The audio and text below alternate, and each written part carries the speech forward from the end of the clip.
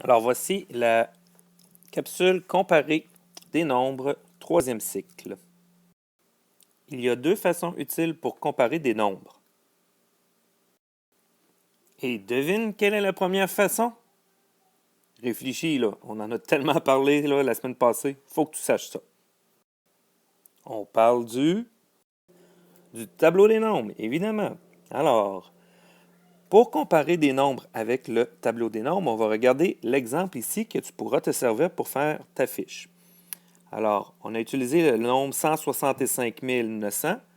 On voulait le comparer à 160 000. Ici, on sait qu'il est plus grand. On va aller voir pourquoi. Alors, on place nos deux nombres dans notre tableau des nombres et on va commencer de comparer par la gauche. On commence avec les centaines de mille. On a un, c'est donc équivalent. Comme on n'a aucune information pour savoir lequel est le plus grand, on s'en va à la deuxième colonne, dizaines de mille. On a 6 et 6. C'est encore équivalent. On s'en va à la troisième. Et oups, ici j'ai la différence. J'ai 5 et 0. Et évidemment, 5 est plus grand que 0, ce qui fait que 165 900, c'est plus grand que 160 000.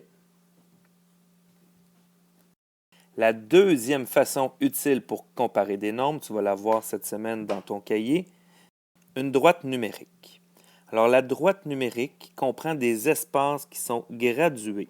On peut voir ici qu'on fait des bonds de 20 000. Si tu remarques, entre chacun des bonds de 20 000, on a mis une petite graduation, même si on n'a pas écrit la valeur de cette graduation. Tu le sais que c'est 210 000 parce que 10 000, c'est la moitié de notre 20 000. Et notre petite ligne ici, elle est vraiment entre les deux pas de graduation. Un pas de graduation, c'est l'écart entre les deux valeurs. Un exemple. On te demande de comparer 5782, si c'est plus petit, plus grand ou égal à 5791.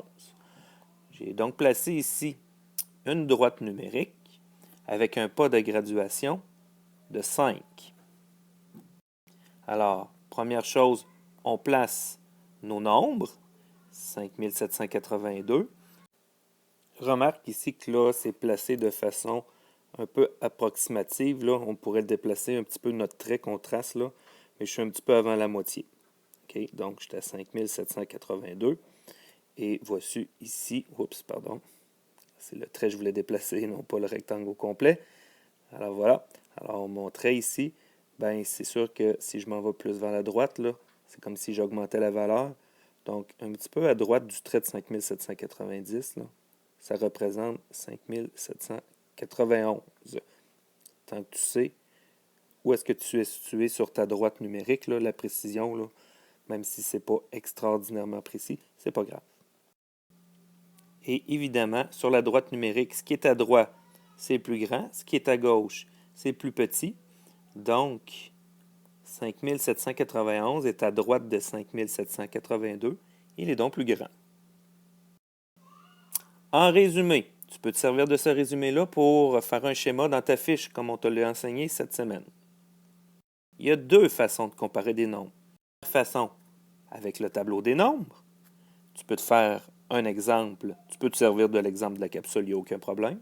Tu peux en inventer un nouveau aussi. Fais-toi un tableau des nombres, insère tes chiffres, tes nombres, c'est-à-dire, et compare. Et il y a aussi la droite numérique que tu peux utiliser, comme l'exemple que je t'ai présenté précédemment.